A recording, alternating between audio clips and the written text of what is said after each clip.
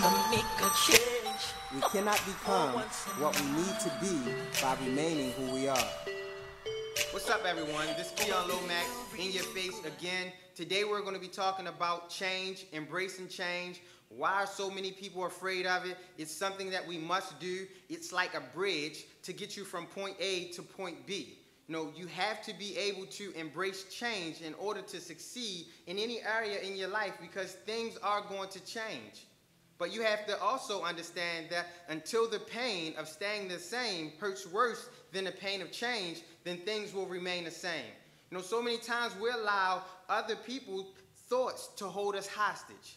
So the first thing that I want you to do is, I want you to hit the mute button on negative thinking, negative talking, negative doubts from other people outside of who you are. I'm going to tell you a story. It was a story of these little frogs. And these little frogs made a decision to have a race up this huge mountain. And when they first got started, their friends and family was on the sideline cheering them on. You can do it. You can go. Same thing is going to happen with you and your friends, with your friends, and with your family members. They're going to cheer you on from the beginning. Oh, you made a decision to start a new business. Great, you can do it. I have your back. Oh, you made a decision to go back to school and get your master's degree or get your PhD. Great, we're behind you. You can do it. They're going to support you from the beginning, just like these little frogs. Now, let me tell you, what happened was these little frogs decided to race up this mountain, and this mountain was huge. So one by one, their little bodies couldn't take it, so they started dropping off. One by one, by one by one. Next thing you know, the crowd started to have doubts. Same thing is going to happen with you as you're going from point A to point B. Your friends and family are going to have doubts. They're going to say, I don't know about that. You're flunking every class. We're helping you with the, tuition. Maybe this isn't such a good idea. Oh, your first business it was a flop. Okay, now you want to start a new business. Now they don't know if they want to support you. Oh, you've done that type of thing before. Maybe you need to go get a regular job. Maybe being an entrepreneur just isn't for you. But guess what? There were some of those frogs that just kept going. They kept going. They kept going. Now, because the cheers started to become, just give up. Maybe it's too much. Maybe it's too far. Maybe you can't go the distance. But they kept going. They kept going. But they were dropping off. So now we only have about 3 more. Those 3 little frogs, they just kept going, they kept going, almost like the Energizer Bunny. Remember that? Because when you have passion and when you're not listening to what everyone else is saying, you can continue to go, continue to go. Next thing you know, it was only 2. He kept going, they kept going. Now it was just 1. One little frog that went the distance.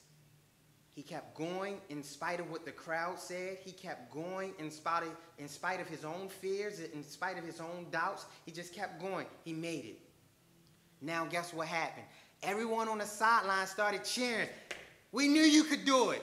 Same thing is going to happen with you. When you become successful, those people who didn't think that you can do it, now all of a sudden they're going to be like, oh, that's my favorite cousin. I knew you could do it. I was right there with you the whole time. But guess what? They looked at him as if he were a star. Same thing you do with stars. You look at them in amazement because they've done something that you've given up on. They've done something that you felt like couldn't be done, but they did it anyway. So now they ran to him. How did you do it? When everybody else couldn't do it. You did it. You made it to the finish line. You succeeded despite everything else, all the obstacles. He was able to do it because, come to find out, the frog was deaf. So he couldn't hear what people said on the sideline. He couldn't hear the cheers from the beginning, nor the chants, towards the middle or the end when people saying, oh, just give up. You can't do it.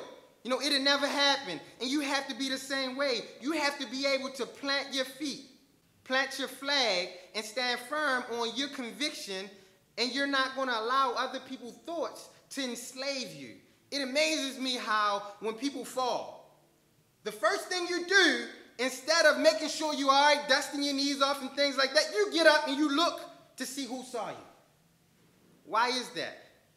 See, you have to be willing to embrace change, no matter what form it come in. You have to be able to, close your ears to the negativity. It doesn't matter if it's your mother, if it's your father, your brother, a friend, you know, if you make the decision to become better, to have more, you know, and to embrace change, then embrace it. But you have to make a decision because you can't manage a decision that you haven't made. And listen, when you're going from point A to point B, see, we're going to keep talking about this because it's that bridge again. When you're going from point A to point B, sometimes things are going to go wrong.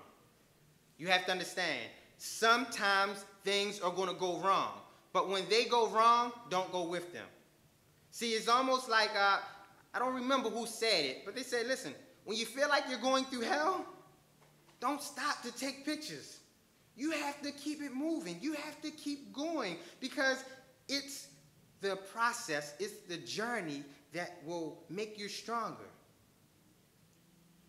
But most people are so afraid of the change.